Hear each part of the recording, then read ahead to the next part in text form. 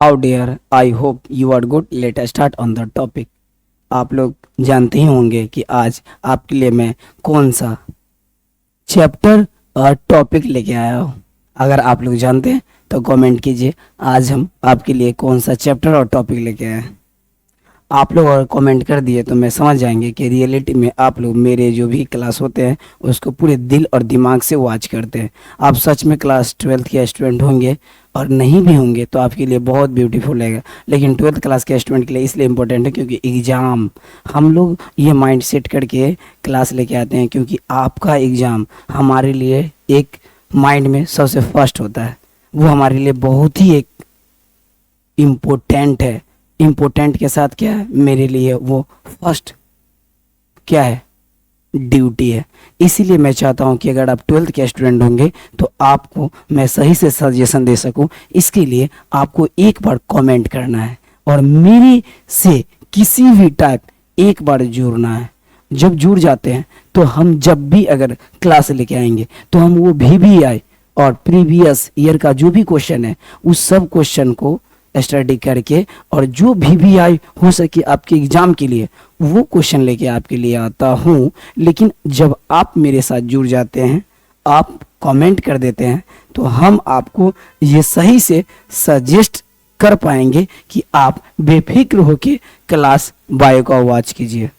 आप डेफिनेटली बता रहा हूँ कि आपको मेरा क्लास बहुत कुछ बायोलॉजी में सिखाएगा। सिखाने के बाद क्या होगा कि आप सिर्फ एग्जाम में नहीं, फ्यूचर में और लाइफ में कोई भी एग्जाम में जब आप बैठेंगे और वो साइंस से रिलेटेड अगर क्वेश्चन होगा तो उस क्वेश्चन को आप धुआं धुआं कर सकते हैं, ये मेरा वादा रहेगा। बायोलॉजी को पढ़ के आप अपने आप को पूरी तरह से क्या कर लेंगे, खुद को प्रोटेक्ट कर पाएंगे। और जब प्रोटेक्ट कर लेंगे तो एक तरह से आप पूरे स्ट्रांग हो जाएंगे। जब आप साइंस के लेवल पे स्ट्रांग हो जाते हैं तो डेफिनेटली है कि आपके लाइफ में कोई भी सब्जेक्ट होंगे तो वो भी आसान होने लगेंगे। बहुत ऐसे लोग हैं जिनका अपना अपना एक थिंकिंग है कि मैथ में स्ट्रांग हो जाओ तो सारा सब्जेक्ट इजी हो जाता है, इंग्लिश में स्ट्रांग हो जाओ तो सारा सब्जेक्ट इजी हो जाता है। पर मेरा जो है अपना जो थिंकिंग और मैंने जो स्टडी और एक्सपेरिमेंट जो किया हूँ पर्सनली, उस व्यू पॉइंट से जब मैं देखता हूँ तो मुझे लगता है साइंस को कंट्रोल कर लो तो सारे सब्जेक्ट आपके हाथ में आ जाएंगे। तो बायोलॉजी के जो आज क्लास है इसमें मैं क्या करूँगा, सेक्सुअल रिप्रोडक्शन को टॉपिक को समझाने के लिए, और सेक्सुअल रिप्रोडक्शन अगर टॉपिक में आप क्लास रेगुलर वॉच नहीं किए होंगे तो भी आपको टेंशन नहीं लेना है, आज ये क्लास में सब मेंशन कर देंगे। अगर आप क्लास में अगर रेगुलर वॉच किए होंगे मेरा क्लास तो और आपके लिए इजी हो जाएगा आज ये क्लास समझना और क्या करना, आज के क्वेश्चन को अपने माइंड में डाउनलोड करना, इंस्टॉल करना वेरी इजी हो जाएगा। तो आप लोग क्या कहना चाहते हैं, मैं आगे बढ़े या और आपसे कुछ बात करें? अगर और कुछ बात करेंगे तो मैं आपसे एक ही बात कहूँगा, कमेंट कीजिए।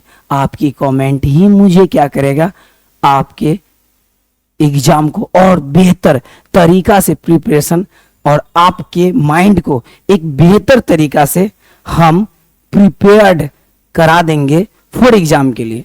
इसीलिए बहुत इंपॉर्टेंट होता है आपका कमेंट। तो हम आगे बढ़ते हैं। अगर आपकी आज्ञा हो तो, आपकी अगर वहाँ से रियलिटी में ऑर्डर हो तो हम आगे बढ़ते हैं।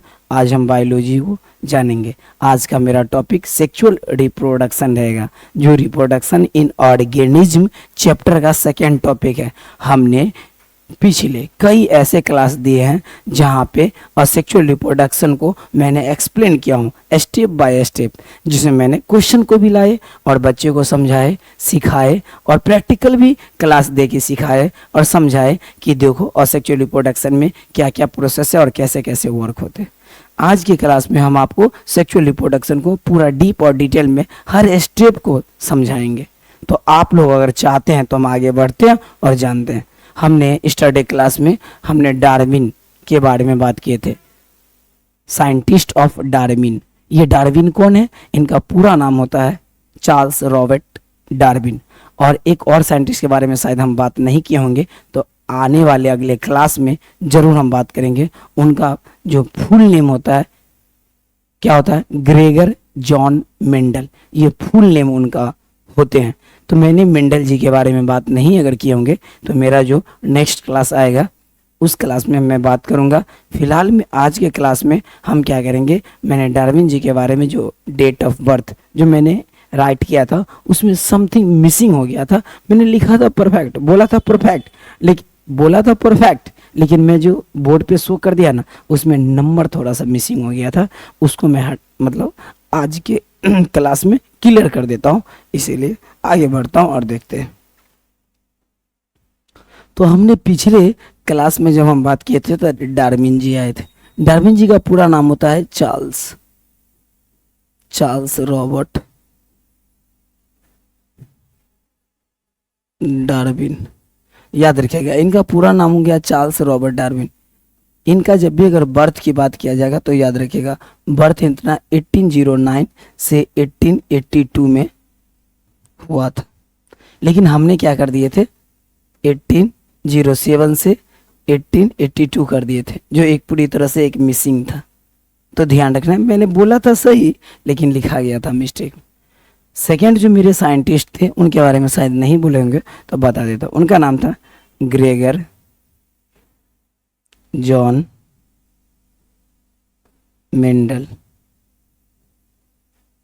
अब इनका जब भी अगर बर्थ की बात किया जाए, बर्थ में कि बर्थ तो याद रखिएगा 1882 से 1884 तक इनका रहा था, याद रखिएगा 1822 से 1884 तक इनका बर्थ रहा था।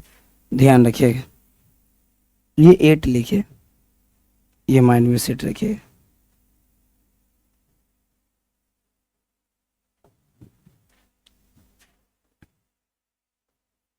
अब आप लोग को क्लियर दिख रहा होगा। तो हमने चार्ल्स रॉबर्ट डार्विन जी के बारे में और ग्रेगर जॉन मेंडल जी के बारे में मैंने इसलिए शो कर दिया हूँ ताकि स्टार्ट क्लास में मैं बोला सही था, थोड़ा सा जो लिखे थे वो मिसिंग हो गया था। तो क्लियर, आज के क्लास में तो फिर हम अपने क्लास की तरफ आएंगे तो आपको और बताएंगे डीप और डिटेल। तो आपने देख ही लिए होंगे कि ग्रेगर जॉन मेंडल और डार्विन जी के बर्थ एक्चुअल क्या था। एक्चुअल बर्थ मैंने एक्चुअल बोले थे लेकिन जो शो किया था वो मिस्टेक। तो आप लोग रेडी है तो हम आगे बढ़ते हैं और जानते हैं।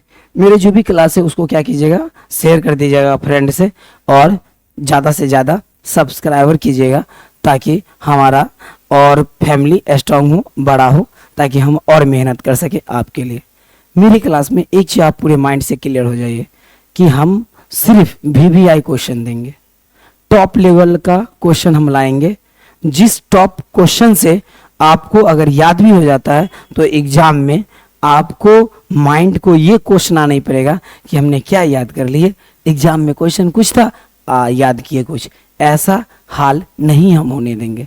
आपके माइंड को हम पूरी तरह से प्रोटेक्ट कर लेंगे और प्रोटेक्ट करने के बाद आपके माइंड एग्जाम के हर एक क्वेश्चन को आसानी से ख़त्म कर सकता है। तो क्या मैं क्वेश्चन की तरफ लेके चलूं? तो हम जब नेक्स्ट क्लास में आएंगे तो आपको हमने आज जो क्वेश्चन है वो सारे क्वेश्चन को एक्सप्लेन कर देता हूं जो सेक्सुअल रिप्रोडक्शन टॉपिक से रिलेटेड है। जब मैं नेक्स्ट क्लास में आऊँगा तो वहाँ पे हम आपको सेक्सुअल रिप्रोडक्शन से रिलेटेड प्रैक्टिकली समझाएंगे, हर एक वर्ड पे बात करेंगे, स्टेप बाय स्टेप समझाएंगे। तो हम चलते हैं आगे की तरफ, समझते हैं। देखिए तो याद रखिएगा क्या बोला है, most higher animals reproduce by sexual reproduction. याद रखिएगा अधिकांशतः जो होता है ना, यानी कि मोर देन मोर जो एनिमल होते हैं, मोर देन मोर क्या होते हैं, एनिमल्स, वो सब जितने भी मोर देन मोर क्या होते हैं, एनिमल्स, वो सब जो है ना प्रोड्यूस जो करते हैं, प्रोड्यूस या समझिए रिप्रोड्यूस जो करते हैं वो सब करते हैं bye sexual reproduction. Sexual reproduction के बारे में अगर आप नहीं जानते होंगे तो थोड़ा बता देता हूँ, 1 सेकेंड आप लोग वेट कीजिए। तो ध्यान रखना है कि बाय सेक्सुअल रिप्रोडक्शन की जब भी अगर बात हो तो याद रखना है सेक्सुअल रिप्रोडक्शन। ये सेक्सुअल रिप्रोडक्शन सारे जीवों के लिए नहीं है, ज़्यादातर वो सभी जीवों के लिए है जो जीव क्या है, एक मल्टी सेलुलर होते हैं। तो मल्टी सेलुलर जो जीव होते हैं, अधिकतर एनिमल, वो हायर एनिमल्स जो भी है, मोस्ट हायर एनिमल्स जितने भी है, वो सभी एनिमल्स सेक्सुअल रिप्रोडक्शन के द्वारा रिप्रोडक्शन की क्रिया कंप्लीट करते हैं। इसको समझने के लिए ऐसे समझिए, सेक्सुअल रिप्रोडक्शन के लिए मेल फीमेल को होना बहुत इंपॉर्टेंट है। मेल फीमेल के बिना कोई भी असेक्सुअल रिप्रोडक्शन को फॉलो कर सकते हैं, सेक्सुअल रिप्रोडक्शन को फॉलो कर ही नहीं सकते। यानी मेल फीमेल नहीं रहेगा तो असेक्सुअल रिप्रोडक्शन को फॉलो करना बहुत इजी है, और मेल फीमेल रहेगा तभी सेक्सुअल रिप्रोडक्शन को फॉलो किया जा सकता है। तो आपने देखे होंगे कि क्या बोल रहा है कि अधिकांश जो है हायर एनिमल्स, यानी बड़े पैमाने के जो भी एनिमल्स है, उनके लिए जो अपनी जनसंख्या, अपनी संख्या में जो वृद्धि करने का जो तरीका होता है, वो तरीका सेक्सुअल रिप्रोडक्शन है। सेक्सुअल रिप्रोडक्शन के द्वारा ही वो रिप्रोड्यूस करते हैं। जब भी अगर आपको बोला जाए ये सेक्सुअल रिप्रोडक्शन किसे कहते हैं, तो उसको समझाने के लिए थोड़ा आगे बढ़ते हैं और समझाते हैं आपको।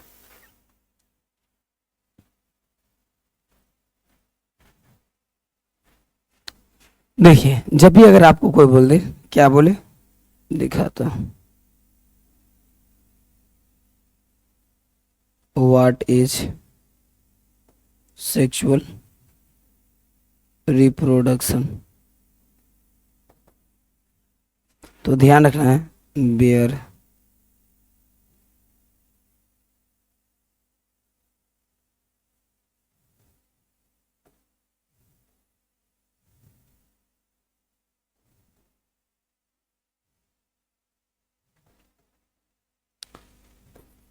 reproduction where only two parents are involved,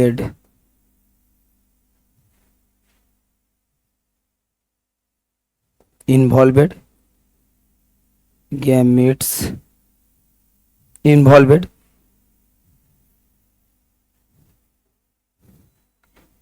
क्या, तो याद रखना है, इन्वॉल्वेड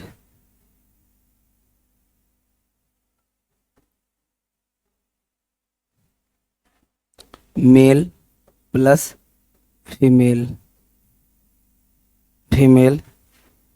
gametes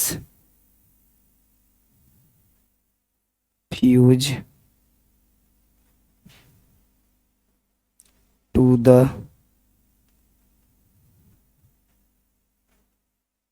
form of a zygote। देखिए, reproduction where only two parents are involved, male and female, gametes fuse to the form of a zygote. यानी क्या कि इसमें दो इन्वॉल्वेड होते हैं, मेल और फीमेल, सेक्सुअल रिप्रोडक्शन में, और फिर उनका जो गैमेट होते हैं, वो गैमेट के द्वारा जो प्रोसेस होते हैं तब एक जाइगोट बनते हैं। दो पेरेंट्स को मिलना इंपॉर्टेंट होते हैं। इसको समझाने के लिए हमने बताए थे पिछले क्लास में एग्जाम्पल में ये था, क्या था, two parents is equal to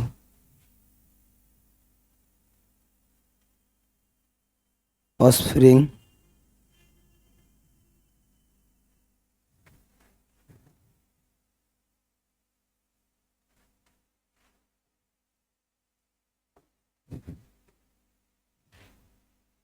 of spring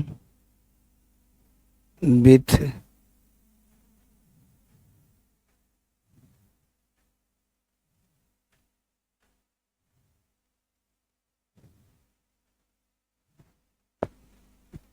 offspring with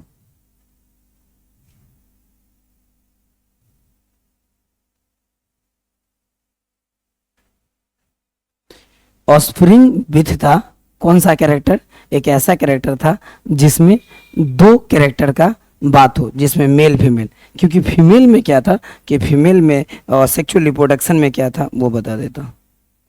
और सेक्सुअल रिप्रोडक्शन का जो एग्जांपल था ये था, वन पेरेंट्स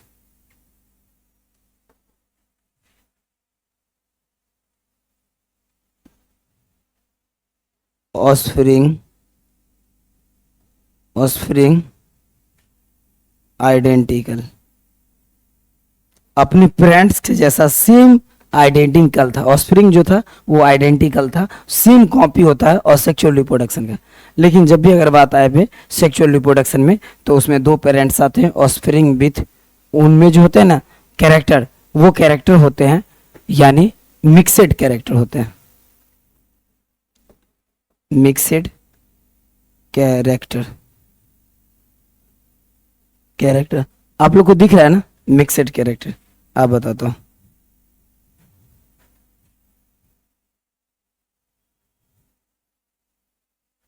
थोड़ा सा स्मॉल कर देता हूँ, तब आपको लिख समझाने में और इजी हो जाएगा।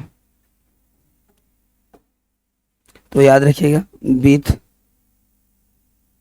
मिक्सेड कैरेक्टर,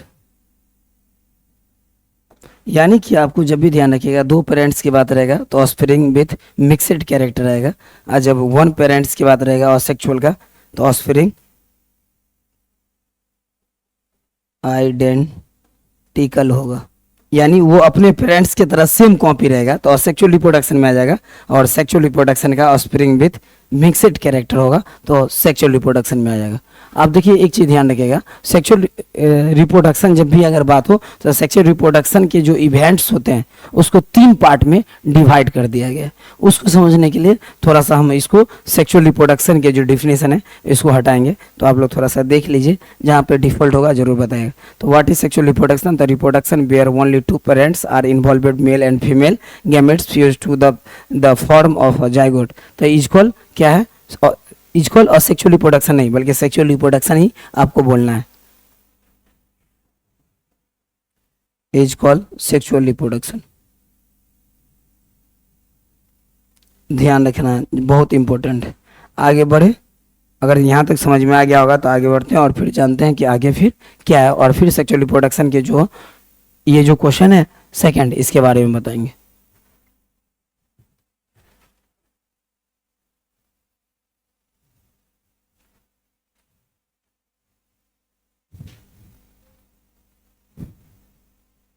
अब यहाँ पे ये देखना बहुत इंपॉर्टेंट है। क्या देखना इंपॉर्टेंट है? देखिए बोल रहा है कि जब ध्यान रखिएगा हमेशा सेक्सुअल रिप्रोडक्शन की जब भी अगर बात हो तो एक चीज़ यहाँ पे बहुत इंपॉर्टेंट होता है ध्यान रखना, वो देखिए क्या ध्यान रखना जरूरी है। जब भी अगर सेक्सुअल रिप्रोडक्शन की बात अगर होगा तो ध्यान रखना है कि इसके जो सेक्सुअल रिप्रोडक्शन होते हैं ना, उसमें जो इवेंट्स होते हैं उस इवेंट्स को कितने तीन टाइप में डाल दिए गए हैं। वो टाइप कितने होते हैं? थ्री टाइप्स में होते हैं, यानी तीन टाइप में डाल दिए गए। पहला टाइप कौन होते हैं वो बता देता हूँ यहाँ पे। अब देखिए वन टाइप को बोलते हैं क्या, तो ध्यान रखना है, याद रखना है, प्री फर्टिलाइजेशन।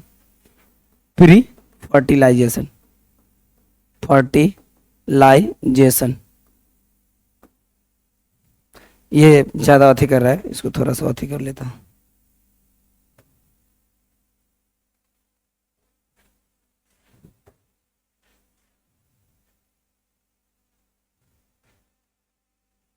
तीन टाइप में होता है, तो तीन टाइप में कौन कौन होता है उसके बारे में बता देता हूँ। देखिए फर्स्ट होता है प्री फर्टिलाइजेशन। कौन होगा? प्री फर्टिलाइजेशन याद रखिएगा। तो प्री फर्टिलाइजेशन हो गया, और फिर सेकंड जो होगा वो होगा फर्टिलाइजेशन,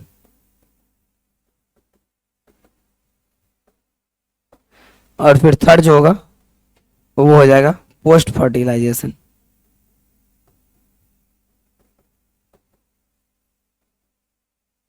तो ध्यान रखना बहुत इंपॉर्टेंट होता है कि प्री फर्टिलाइजेशन, पोस्ट फर्टिलाइजेशन, ये होते हैं सेक्सुअल रिप्रोडक्शन के जो इवेंट होते हैं उसको तीन टाइप में डिवाइड कर दिया गया, जो यहाँ पे दे रहा है कि ये सेक्सुअल रिप्रोडक्शन की घटनाओं के तीन चरणों में बांट दिया गया है। तो देखो sexual reproduction occurs in three phase, pre fertilization, post fertilization complete हो गया। तो जब भी अगर आपसे पूछा जाए सेक्सुअल रिप्रोडक्शन के इवेंट्स को कितने टाइप में डिवाइड किया गया है, तो ध्यान रखना है आपको तीन टाइप में डिवाइड किया गया है। कौन कौन टाइप है? प्री फर्टिलाइजेशन और पोस्ट फर्टिलाइजेशन। ये जो है ना फेज, ये फेज में क्या होता है कि जो रिप्रोडक्शन जो होता है, फर्टिलिटी का जो क्रिया होता है, ये 3 फेज में जाके कंप्लीट होते हैं। यानी सेक्सुअल रिलेशन के बाद जो भी क्रिया होते हैं, प्रोसेस, और ओवम और फिर साथ में ओवम और साथ में एग और ओवम जब आपस में, ओवम प्लस एग, नहीं रॉन्ग हो गया, ओवम बोलिए या एग बोलिए, दोनों सेम ही होता है, ध्यान रखना है। अगर मान लीजिए एग प्लस एस्पर्म, ये दोनों जब आपस में मिलता है, एग प्लस एस्पर्म या ओवम प्लस एस्पर्म आपस में जब मिलता है, जब मिलने के बाद जो क्रिया होती है वो फर्स्ट क्रिया होता है फर्टिलिटी का। तो फर्टिलिटी की जो क्रिया है ना, उसको 3 टाइप में डिवाइड कर दिया, pre fertilization, fertilization, post fertilization. उसी को बोला गया है कि सेक्सुअल रिप्रोडक्शन के जो घटना है उसको कितने में डिवाइड किया है, 3 टाइप में डिवाइड किया है। आप लोग आसानी से समझ गए होंगे, अगर समझ गए होंगे तो कमेंट कीजिएगा, नहीं समझे होंगे तो फिर बताइएगा, फिर समझाएंगे। तो जब भी अगर शुक्राणु और अंडाणु की बात हो तो देखिएगा 3 फेज में कंप्लीट होते हैं प्रोसेस। आगे बढ़ते हैं, जानते हैं क्या आप बोला, pre fertilization events include gamete formation and gamete transfer. देखिए ध्यान रखना है, क्या बोला है, प्री फर्टिलाइजेशन का जो इवेंट होता है, घटना, उस घटना में क्या होता है, गैमेट का जो है वो क्या करता है, निर्माण होता है, और साथ में क्या होता है, गैमेट का स्थानांतरण भी होता है। ध्यान रखना है, गैमेट का, देखिए जब भी अगर होता है प्री फर्टिलाइजेशन, कभी अगर आपसे पूछा जाए कि प्री फर्टिलाइजेशन में कौन सा काम होते हैं, तो आपको क्या बोलना है, प्री फर्टिलाइजेशन में 2 काम होते हैं। एक क्या होते हैं, तो ध्यान रखना है, गैमेट्स का फॉर्मेशन होता है, यानी कि गैमेट्स का फॉर्मेशन होता है, ध्यान रखना है। गैमेट्स का फॉर्मेशन मतलब गैमेट्स का निर्माण होते हैं, राइट हो गया। एक काम हो गया कि प्री फर्टिलाइजेशन में गैमेट्स का निर्माण हुआ। सेकंड जो काम होता है वो काम को देखते हैं। सेकंड काम ये होता है कि गैमेट का ट्रांसफर करने का काम भी प्री फर्टिलाइजेशन में ही होता है। तो गैमेट्स जो है वो ट्रांसफर जो होते हैं, ट्रांसफर किस में होते हैं, तो ध्यान रखना है, गैमेट का जो ट्रांसफर होने का जो क्रिया है वो क्रिया है प्री फर्टिलाइजेशन में। आई होप आप लोग को समझ में आ गया हो। जब भी आपसे पूछा जाए कि प्री फर्टिलाइजेशन का रियलिटी में वर्क क्या है, तो आप बोलिएगा प्री फर्टिलाइजेशन का जो वर्क होता है उसमें होता है कौन सा काम, तो उसमें होता है गैमेट का फॉर्मेशन, गैमेट का निर्माण करना और गैमेट का ट्रांसफर करना। हिंदी में देखिए, निषेचन पूर्व घटनाओं में युग्मक निर्माण तथा युग्मक स्थानांतरण शामिल होते हैं। इसमें फर्स्ट जो फेज है उस फेज में ध्यान रखना है, गैमेट का निर्माण और गैमेट का ट्रांसफर की काम ओके होते हैं। क्लियर, आगे बढ़ते हैं, जानते हैं क्या आज जो आप क्या बोल रहा है, इस क्वेश्चन को समझिए। ये क्वेश्चन बहुत ही इजी है और अक्सर आपसे पूछे भी जाएंगे, तो आपको क्या जवाब देना है। क्या बोल रहा है, ऑर्गेनिज्म में बी यूनिसेक्सुअल और बाइसेक्सुअल। याद रखना है, हमेशा जितनी भी ऑर्गेनिज्म है वो हमेशा वो 2 रूप में हो सकते हैं। जितने भी ऑल ऑर्गेनिज्म किस में आ सकते हैं, तो ध्यान रखना है, ऑल ऑर्गेनिज्म जो होंगे उसका सिर्फ 2 ही हो सकते हैं। क्या, वो 2 ही टाइप में हो सकते हैं। एक टाइप को आप बोल सकते हैं क्या चीज, तो यूनिसेलुलर बोल सकते हैं, यूनिसेक्सुअल बोलिएगा तो एक कोशिकीय हो जाएगा, यूनिसेक्सुअल बोलना है, यूनिसेक्सुअल हो गया। और दूसरा जो होता है उसको बोलना है क्या चीज, तो बाइसेक्सुअल। अब यूनिसेक्सुअल बाइसेक्सुअल, तो ये बाइसेक्सुअल यूनिसेक्सुअल क्या है, तो याद रखना है, जीव का सिर्फ 2 ही रूप आपको सामने में देखने को मिलेगा, वो मिलेगा एक यूनिसेक्सुअल या बाइसेक्सुअल। मतलब आपके पास जितने भी जीव है उसमें जाके देखिए, जैसे में बुफैलो को देखिए, काऊ को देखिए, डॉग को देखिए, कैट को देखिए, ह्यूमन को भी देखिए, उसमें आपको 2 ही टाइप के मिलेंगे, या वो मिलेंगे तो बाइसेक्सुअल मिलेंगे या यूनिसेक्सुअल मिलेंगे। यूनिसेक्सुअल मतलब एक लिंगी, बाइसेक्सुअल मतलब द्विलिंगी। एक बॉडी में जब दोनों ऑर्गन हो रिप्रोडक्शन का तो बाइसेक्सुअल, लेकिन एक बॉडी में सिर्फ एक ही क्या हो, याद रखना है, एक ही गैमेट हो, याद रखना है। जैसे शुक्राणु सिर्फ प्रोड्यूस कर सकता है तो वो हो गया यूनिसेक्सुअल। लेकिन अगर एक ही शरीर में शुक्राणु और अंडाणु दोनों अगर प्रोड्यूस होने लगे तो समझ जाइए बाइसेक्सुअल हो गया। तो इसीलिए ध्यान रखना है कि यूनिसेक्सुअल में आप सारे लोग आते हैं, आप सब यूनिसेक्सुअल है, बाइसेक्सुअल कौन है आप समझ गए होंगे। आगे बढ़ते हैं, जानते हैं आगे क्वेश्चन क्या है। तो 4 नंबर क्वेश्चन को बहुत इजी में आप लोग समझ गए होंगे, सीख गए होंगे। आगे जो है उसको समझते हैं। क्या बोल रहा है? सेक्सुअल। क्या? डाइवर्सिटी इज कंपैरेटिवली क्या greater in plants specially flowering plants. क्या बोल रहा है? पौधों में लैंगिक विविधता अपेक्षाकृत अधिक होती है, विशेषकर यानी हमेशा ध्यान रखिएगा जितने भी होते हैं ना फ्लावरिंग प्लांट, उसमें एक काम ज्यादा होता है फ्लावरिंग प्लांट्स में। फ्लावरिंग प्लांट्स में जो काम होता है वो समझिए। फ्लावरिंग प्लांट्स में डाइवर्सिटी का बहुत ज्यादा होता है महत्व, डाइवर्सिटी का मात्रा अधिक होता है। फ्लावरिंग प्लांट में खाली डाइवर्सिटी की बात होता है, किस डाइवर्सिटी में किस प्लांट को रखना है, किस डाइवर्सिटी में किस प्लांट को नहीं रखना है, इसका जो है कंसेप्ट ज्यादा चलता रहता है। तो जब भी बात होगा sexual diversity is comparatively greater in plants, मतलब क्या? प्लांट में इसका बहुत बड़ा रोल होता है, स्पेशली फ्लावरिंग प्लांट। प्लांटों में दो प्लांट होते हैं, जो फ्लावरिंग प्लांट है उसी में ज्यादा होता है सेक्सुअल डाइवर्सिटी का रोल होता है। तो इसीलिए ध्यान रखना है लैंगिक विविधता का जो है अधिक जो मात्रा होता है, यानी सेक्सुअल डाइवर्सिटी का जो ज्यादा होता है नीड, वो सिर्फ फ्लावरिंग प्लांट में ही देखने को मिला है। तो आई होप आप लोगों को समझ में आ ही गया होगा। आगे बढ़ते हैं और जानते हैं। फिर देखिए क्या बोल रहा है यहाँ पे, इसको समझना है। Plants can be classified as bisexual और यूनिसेक्सुअल। जितने भी प्लांट्स होते हैं उसको भी दो कैटेगरी में रख दिया गया है, दो पार्ट में रख दिया गया है। दो पार्ट में कौन कौन पार्ट हो गया? तो ध्यान रखना है कि जितने भी प्लांट्स होते हैं उसको क्लासिफाइड कर दिया गया है दो पार्ट में। एक बाइसेक्सुअल बोला गया है, ध्यान रखना है बाइसेक्सुअल। बाइसेक्सुअल मतलब द्विलिंगी प्लांट। और जब भी अगर बात होगा यूनिसेक्सुअल का तो याद रखना है यूनिसेक्सुअल मतलब, तो ध्यान रखना है एक लिंगी प्लांट। तो इसमें हो जाएगा द्विलिंगी प्लांट और इसमें हो जाएगा एक लिंगी प्लांट। तो आप लोग समझ में आ गया हो आप लोग को कि एक लिंगी प्लांट द्विलिंगी प्लांट क्या है और कैसे है। सभी प्लांटों को सिर्फ दो ही कैटेगरी में रखा गया कि कौन प्लांट यूनिसेक्सुअल है और कौन प्लांट बाइसेक्सुअल है। आई होप आप लोग क्लियर समझ गए। जिस तरह से एनिमल को दो टाइप में डाल दिया गया, क्लासिफाइड कर दिया गया, एक क्या कि बाइसेक्सुअल और दूसरा क्या यूनिसेक्सुअल, तो प्लांट को भी उसी तरह क्लासिफाइड कर दिया गया। एक हो गया यूनिसेक्सुअल और दूसरा हो गया बाइसेक्सुअल। आई होप कि आप लोग को समझ में आ गया होगा। आगे बढ़ते हैं और जानते हैं। बाइसेक्सुअल जब भी बोला जाएगा तो बाइसेक्सुअल का दूसरा भी नाम होता है, उसको बोला जाता है हर्मा।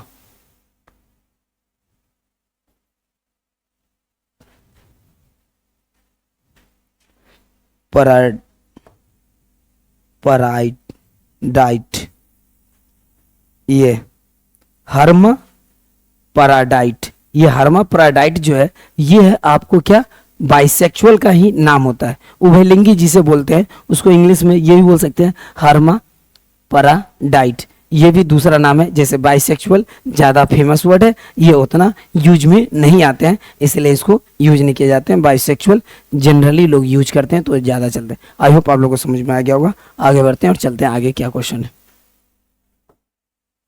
क्वेश्चन समझ रहे हैं। सेक्सुअल रिप्रोडक्शन के टॉपिक को समझने के लिए मैंने कुछ बेसिकली कंसेप्ट और ट्रिक बता रहा हूं। ये एक क्वेश्चन भी आप समझ सकते हैं, एक ट्रिक भी समझ सकते हैं, एक कंसेप्ट भी समझ सकते हैं।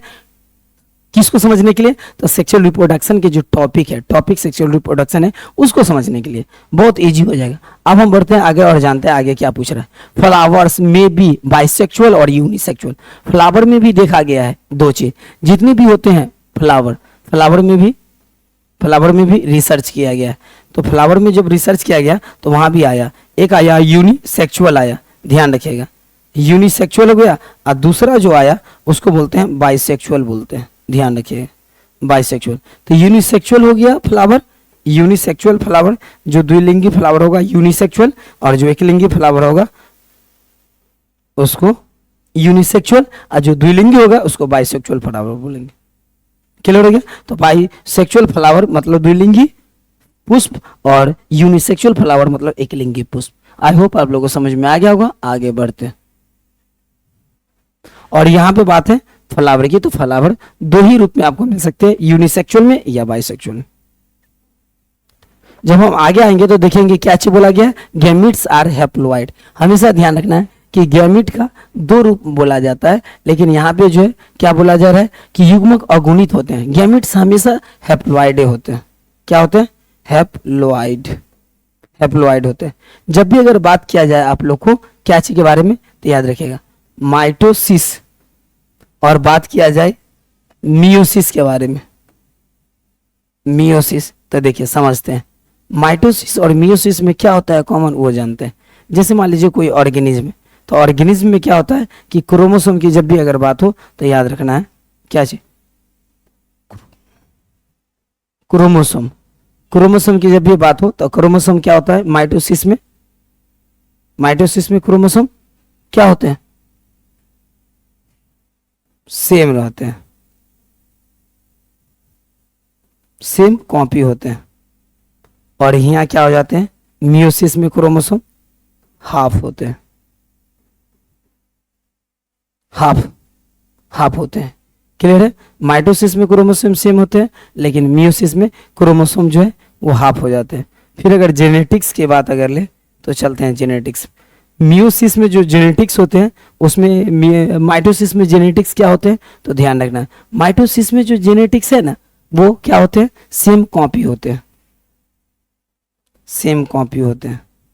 और यहाँ जेनेटिक की बात अगर आवे तो ध्यान रखना है मियोसिस में क्या होते हैं जेनेटिक, तो जेनेटिक यहाँ क्या होते हैं, तो ध्यान रखना है जेनेटिक यहाँ पे थोड़ा डिफरेंट रहता है, इसमें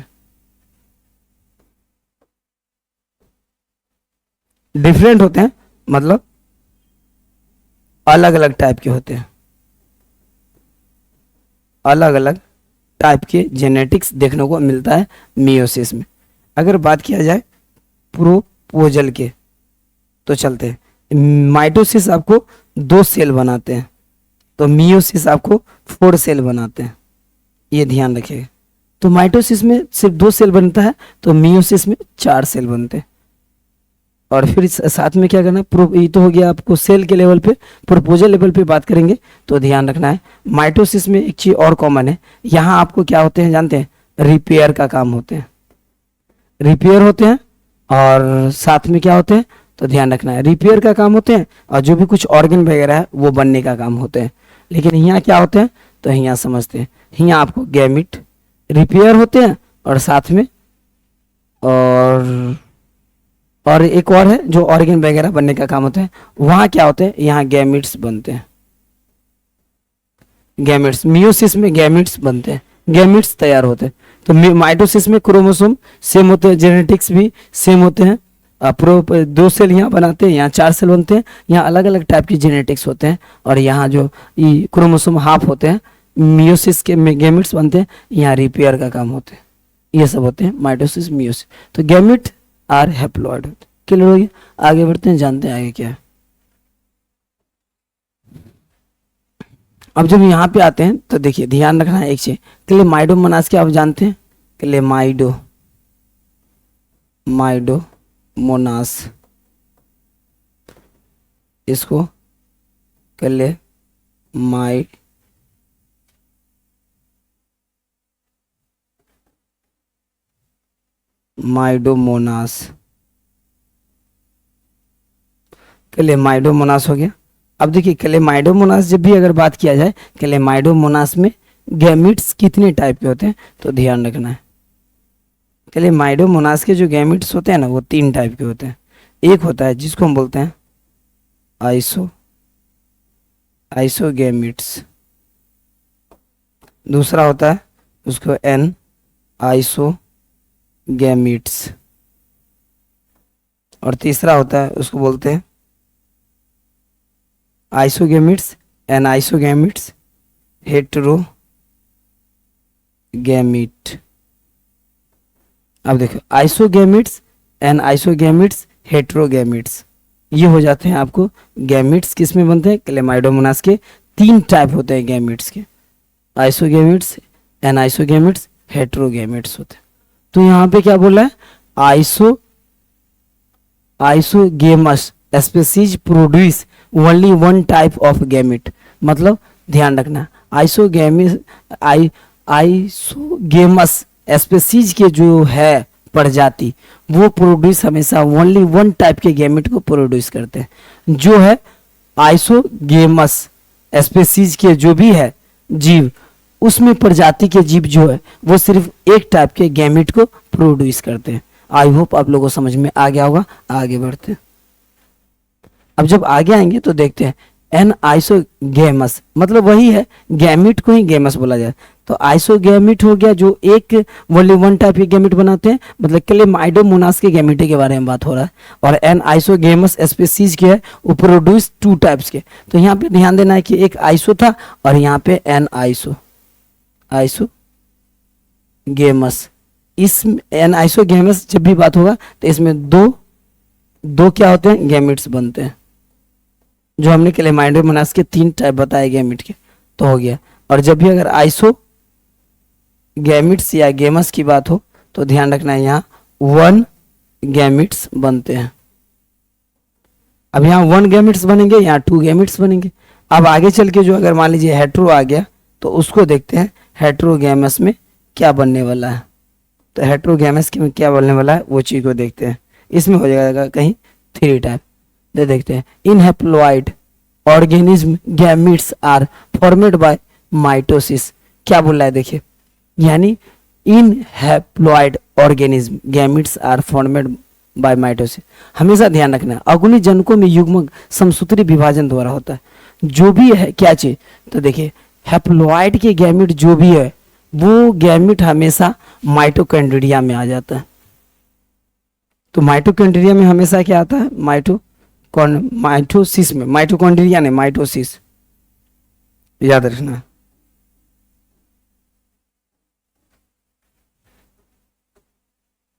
माइटोसिस, ये माइटोसिस हो गया।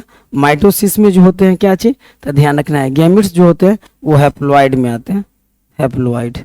हैप्लॉइड आ जाते हैं माइटोसिस में, और फिर मियोसिस में क्या हो जाते हैं उसको समझते हैं।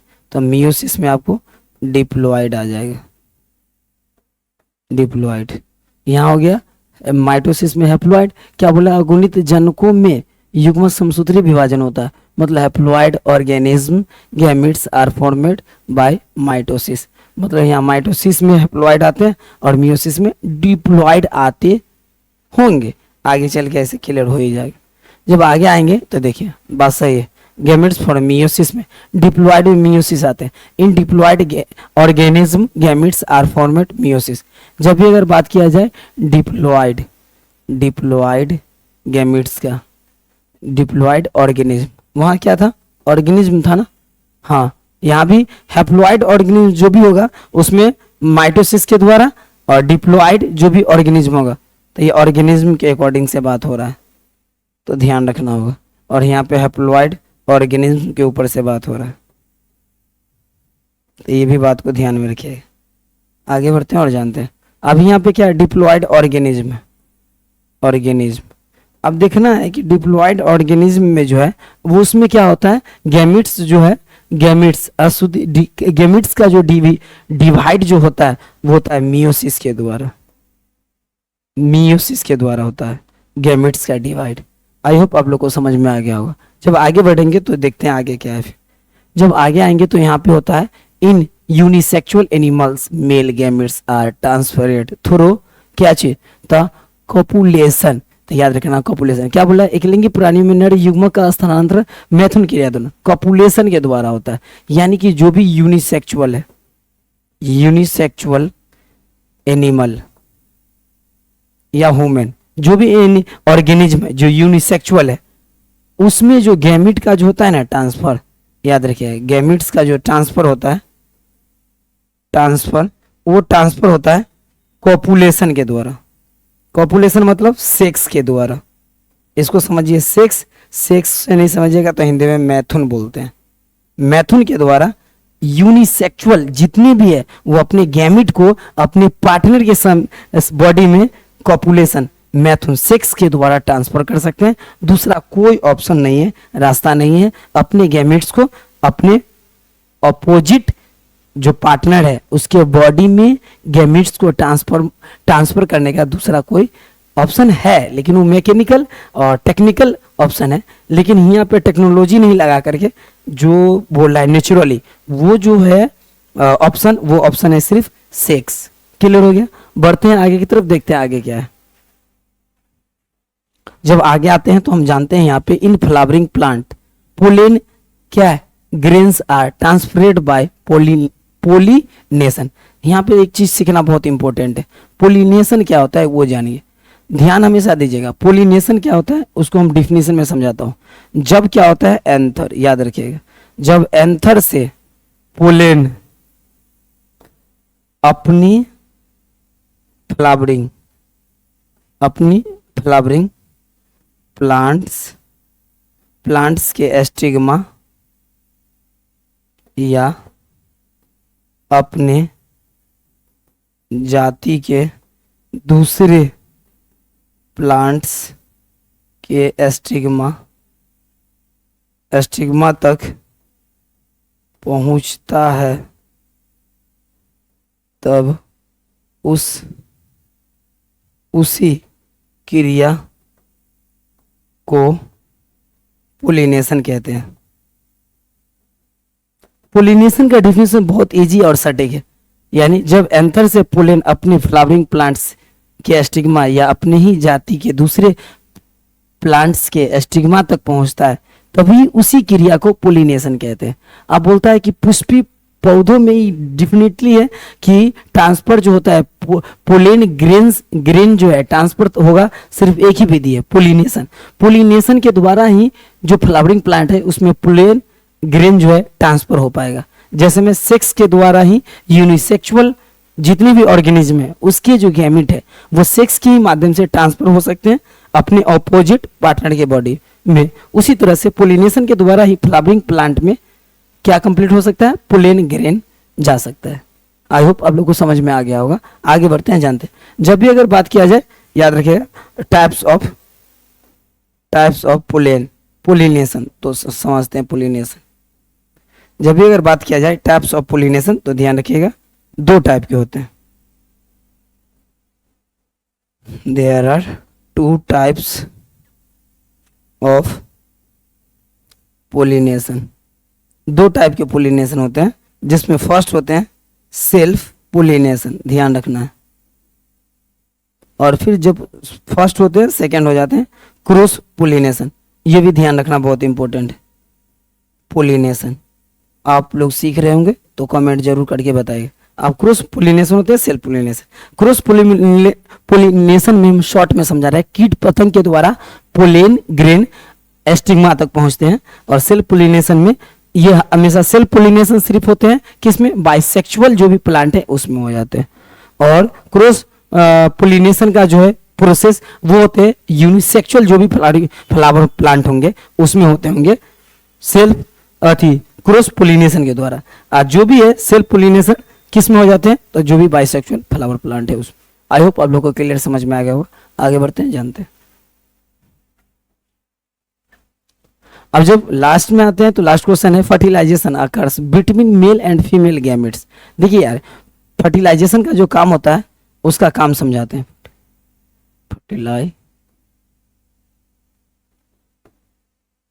फर्टिलाइजेशन का जो मुख्य जो काम होता है वर्क, वो वर्क को समझिए। इसका जो वर्क होता है ना, वर्क होता है सिर्फ 2। एक क्या होता है समझिए, मेल होता है प्लस में फीमेल होता है।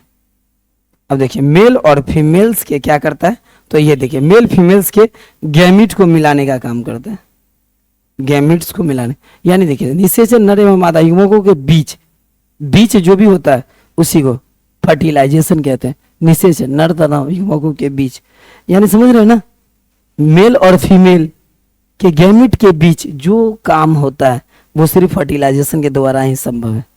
निषेचन का जो काम होता है वो होता है मेल और फीमेल के गैमीट के बीच का काम जो होता है वो फर्टिलाइजेशन के द्वारा होता है। आई होप आप लोगों को समझ में आ गया होगा। क्या समझे क्या नहीं समझे कमेंट जरूर कीजिएगा। फिर मिलेंगे नेक्स्ट क्लास में। Wish you all the best. Thank you so much.